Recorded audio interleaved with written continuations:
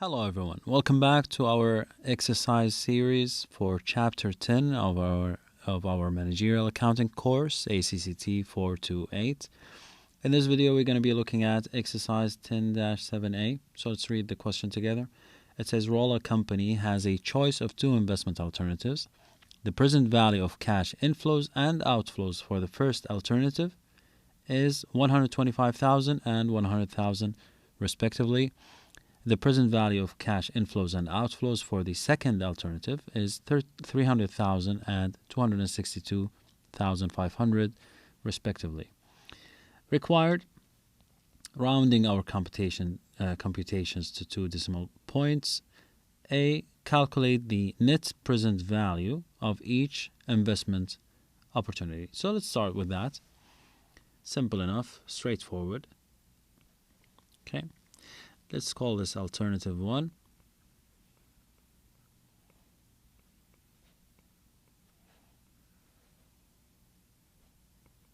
Okay. We calculate net present value, just to remind you, by the present value. So net present value equals present value of the cash inflows minus the cost of investment, which is the same as the present value of the cash outflow, which is expected to be paid at the beginning of the investment, right? So this is what we're going to do. The present value of the cash inflows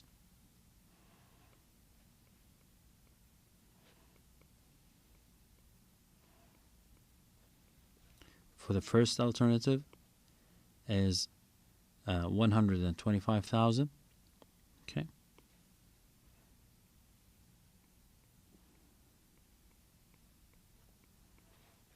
And then the present value of cash outflows of the first investment is $100,000.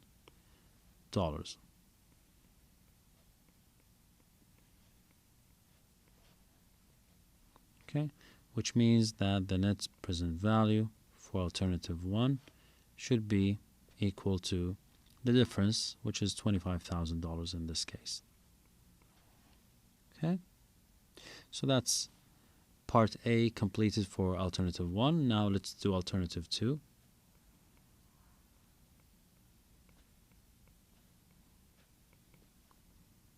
Again, I'm just going to copy these instead of repeating myself.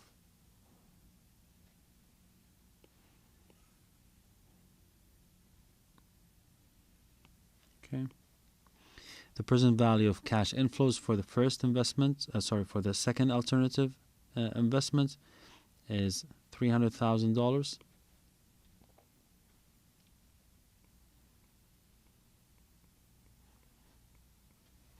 And the present value of cash outflows is $262,500 right here. $262,500.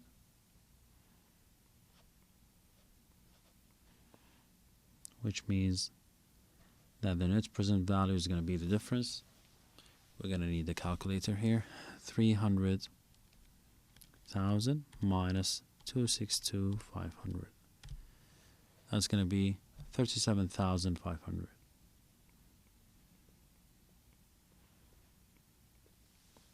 Okay.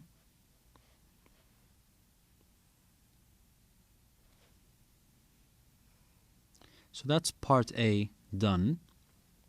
Now let's see what's required in part B. Calculate the present value index for each investment opportunity. Now, if we are using the net present value as our deciding factor, of course, as you can see here, that means alternative 2 is the better option, okay? Because it's the alternative that is expected to generate a higher net present value, right? But now let's try the other tool that we have learned, which is the present value index factor, okay, or the present value index. So here again for alternative 1,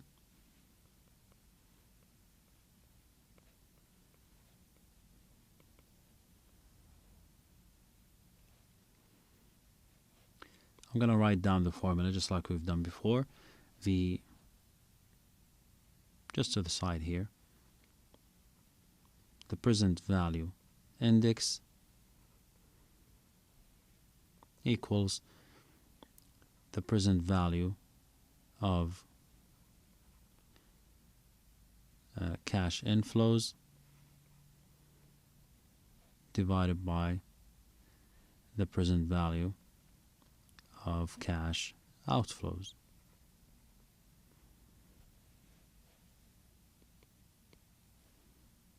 Forgot the letter L. All right. Okay. So let's apply that for alternative 1. The present value index is going to equal the present value of inflows, which we already said it's going to be 125,000, and the present value of the cash outflows, which is 100,000, right? I'm just borrowing from my first step here.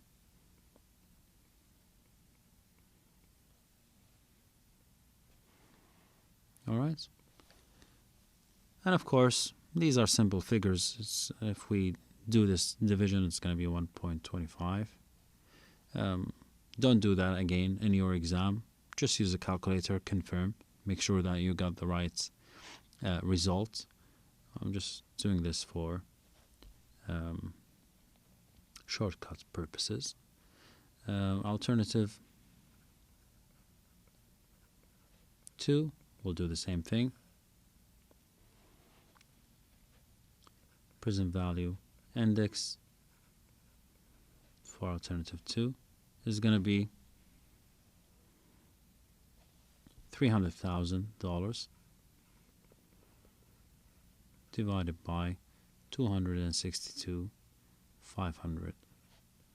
Again, I'm just borrowing my numbers from the first step here.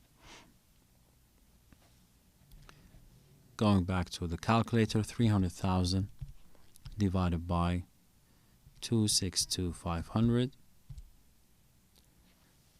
That's 1.1428. So we'll just round it to 1.14. Okay. Now, interestingly enough, as you can see, if we are using the net present value method only, as we discussed earlier, alternative 2 seems to be the more attractive alternative because it generates, or it is expected to generate, a higher net present value. Okay, but using the second tool, which is to calculate the present value index, as you can see, alternative 1 seems to be more attractive because it offers the higher present value index. Okay, so let's see what's required in the third part, or part C. Indicate which investment will produce the higher rate of return. Okay, now the higher present value index is for alternative 1, which indicates that this investment is going, or is expected to produce, a higher internal rate of return, right, than alternative 2. So this is what we're going to write down.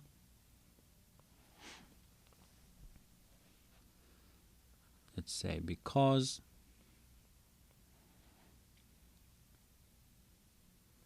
alternative 1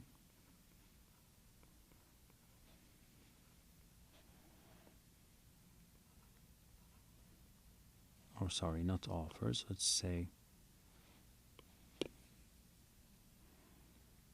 alternative 1 has a higher present value index this indicates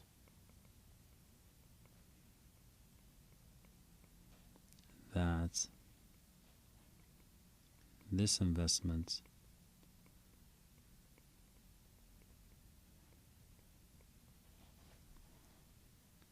will produce, or is expected to produce,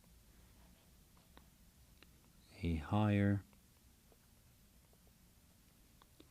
internal rate of return, which is called IRR for short,